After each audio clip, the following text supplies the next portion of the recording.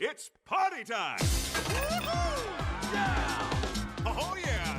Viva Pinata! Viva, viva, pinata, yada, yada! There's a place for everything sweeter. Step on the candiosity meter. Meter the candy-filled creatures. Party animal! All pinatas love to dance. Feel the music start to prance. Boogie like they're dancing our pants. Welcome to picturesque Pinata Island.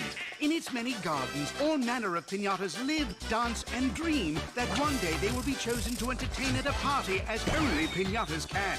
Well, most pinatas, that is. How fun! Shake it, shake it, shake it. Like a party animal. Break it, break it, break it. Like a party animal. Shake it, shake it, shake it. Like a party animal. Break it, break it, break it. Like a party animal! Love to rock and love to bounce. But it's what's inside that counts. Delicious candy in large amounts. Party animal! So grab a stick and take a swing. Do the pinata thing. Come to the place where party is king. Viva Pinata! Carl and Damon here from Games, Brrraains A Head-Banging Life, gbhblofficial for short, and it's they made what into a TV series? You know what it is by now, it's Viva Pinata. We're up to episode number 12 of season 2, My Sweet Swanana and Ella Forgets to Forget. 2 segments as always, but by those titles, you should immediately go, it's not going to be Fergie at a party based stuff. It's not going to be Hudson's arrogant stuff, the 2 major characters that regularly get the longest segments. So, segment 1, My Sweet Swanana. Rory Raspberry is back. Remember that character? I didn't. I don't. I remember the fact he was Scottish. That's all I remembered. But I know, like every segment's so forgettable most of the time. Apparently he's taken an invite as a reason to come and stay at Paulie's house. So Paulie had invited him at some point and now he's come to stay. Much to the chagrin of Paulie because Rory is an obnoxious Scottish person who's driving him mad. And a month later, he's still there. On TV, they then see a Bomboon ad for a pinata dating service and think if they set Rory up, he'll move out with his new love. Cool, there's our story. Yeah. It works. They bring Rory to the Bomboon and he's taken through a number of tests to see who a potential mate could be. Of course, it's a scam, as he has next to no clients and chooses to set Rory up with the classy Swetlana Swanana. Yeah. So you can kind of see where this is going as well. You know, he's, like I said, obnoxious. And by making him Scottish, he's got that strong accent. Not saying Scottish people are obnoxious, God no, but like the accent and the sort of behaviour around that, like his design where she's all like demure and sweet and stuff like that.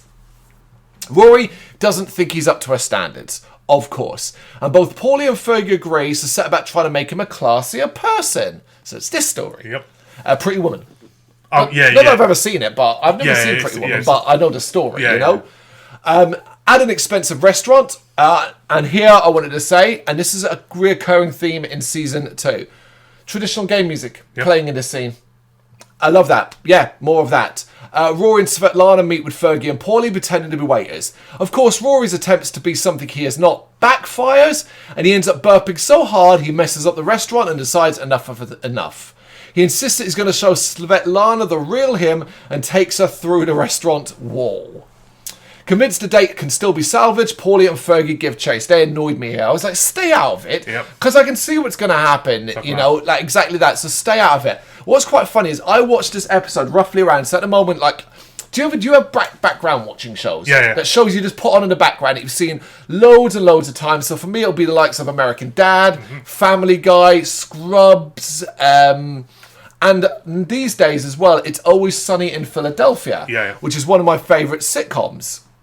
There's an episode of that does a similar story to this. If you know it, it's the one with Charlie. And Charlie has the dinner date with that woman, and he's sweaty, and he wants milk steak, and his face is bleeding, and he ate too much cheese. But because it's Always Sunny, it's really like it's very adult, obviously orientated. But I watched that roughly around the same time as this, so it's quite funny. But anyway. Rory has taken Swetlana mountain climbing, making their way up a dangerous and snowy one. Fergie and Paulie try to make him go to the opera instead, but he insists he has to do it his way. So yes, stay out of it, Paulie and Fergie. He ends up taking her to Lookout Point, which actually, animated is really pretty. It is actually, because it actually does a whole like zoom out thing and it plays some soft music, and I was like, oh, that's some fresh animation, because the animation... You know, we have said earlier on, we'll go back to it, it is strong. It is, Particularly the fact that the facial expressions of the pinatas and stuff like that. But when you get this sort of bigger view, because a lot of it's really done up close, it's actually really a reminder. It's like, that's quite a nice design. It is impressive, yeah. Yeah, and I'll tell you how impressive it was. It gave me a hankering to play the games again. I was like, I really want to kind of play them, that kind of thing. I haven't, because I was going to play them on a PC, but you need games for Windows, which is now defunct, and you have to do some complicated stuff to kind of redo it. And I'm like, I'm not going to jump through hoops to do it, I would like to play them again too, but, They're big games. Yeah. You've only got enough time in the world. They start to play romantic music, but Rory interrupts and points that they're too heavy, resulting in collapsing under them. There's too many people on the ridge.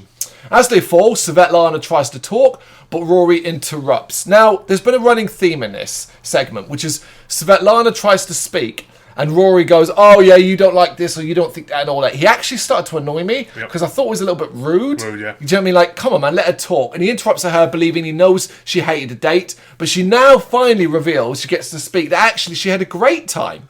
She had a great time.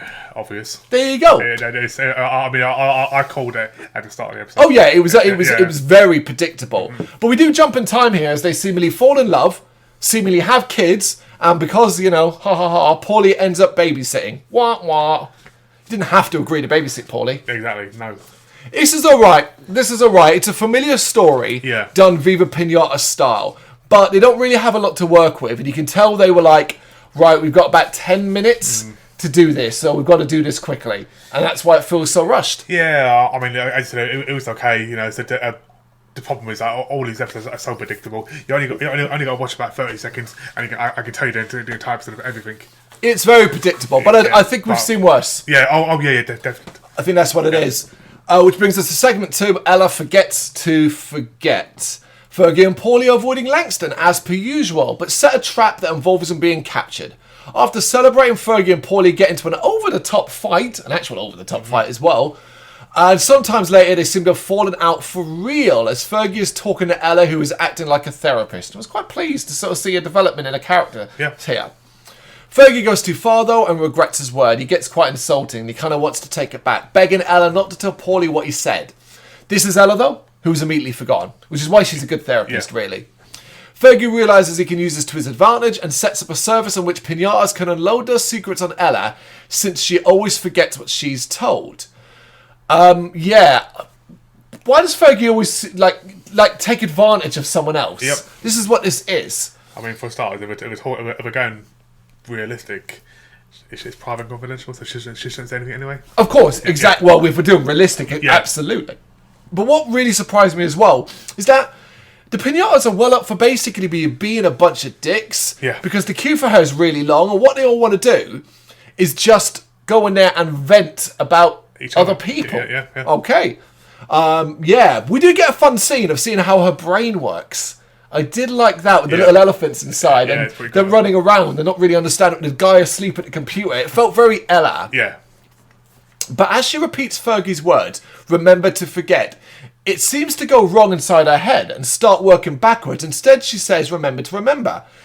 Even Pester goes to see Ella, but no one is aware that she's now storing all their secrets. As Ella leaves, she agrees to meet Fergie tomorrow and remembers the time, resulting in Fergie realising what happened. That's a really good scene. Yeah. Where she repeats it to the point, because it's quite a specific time. It's like something 51. Not even like a rough ballpark. And he's like, all right, see you then. And then it's like, wait a minute. How does she remember that? Yep. Pester overhears Fergie's realisation and is worried his secrets will get out, something that would doom him. So he decides he has to get rid of Ella. Fergie searches for Ella and comes across pinatas fighting, as basically Ella has been roaming the island and just revealing all her secrets to them. This while Pester tries to destroy her and Fergie takes the brunt of the pinata's anger. Okay. Just as you can remember Ella, doesn't make it okay to just start spilling the secrets, right? Yeah. Yeah? It wasn't remember to remember and then tell everybody. And then tell Pester does eventually capture her and she reveals that he likes baby galagaloos. That's his big secret. Well, it's supposed to be because he thinks they're cute and cuddly and they'll make him look, I don't know, less cool, less tough. Less of a bad guy, yeah. The rope breaks though and lands on Pester. As the pinatas arrive, Pester realises he has to stop them getting to her, otherwise more of his secrets will be revealed, so now he's trying to save her. They end up at a cliff and he throws her off, but she hits a branch and comes bouncing back up and lands on him. Angry, Pesta demands to know why she can't forget to remember, and this repeats in her head again, restoring her brain to normal. Ella has forgotten again as all the pinatas arrive, and Fergie begs her not to say anything more. She agrees, but mainly because she's confused about everything. Angry that she's already spilled so much, the pinatas turn on Fergie, but the cliff edge snaps off and everyone falls. The only one under it though is Pesta. And that's it. That's your segment. I mean, what do you want me to say? It's. I think it doesn't really go anywhere. It doesn't really do anything. No, and again, I think it has the wrong message. You know, basically, that just tell everything. Don't keep secrets, blurt everything out. You know, just. Yeah, it's a weird one because I do wonder why Ella was going around telling secrets when that was not part of it.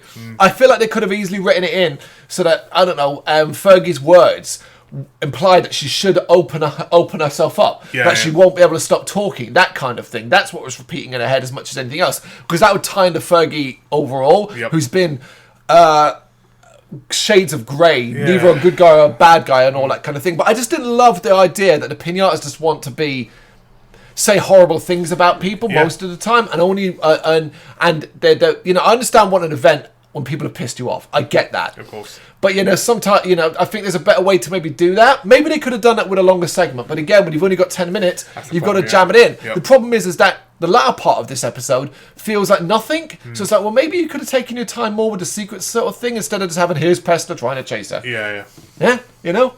But the first segment, My Sweet Swanana, looks so much better by comparison because of that. It does. Yeah. Because it's got some great visuals as much as anything else. And the video game music appears in it. Yeah. There you go, My Sweet Swanana and Ella Forgets to Forget, episode 12 of Viva Pin. You got any thoughts? You know what to do? Let us know in the comments. Thank you very much for watching. If you'd like to see more content like this, please consider hitting the subscribe button. It is gratefully appreciated. You can find us over at gbhbl.com, our full website, where reviews, news, and so much more goes up daily. We're also on all social media platforms: Facebook, Instagram, Twitter, Threads, at GBHBL. Just search for GBHBL and you will find us out there. We also have merchandise on sale. You can access the shop via the website.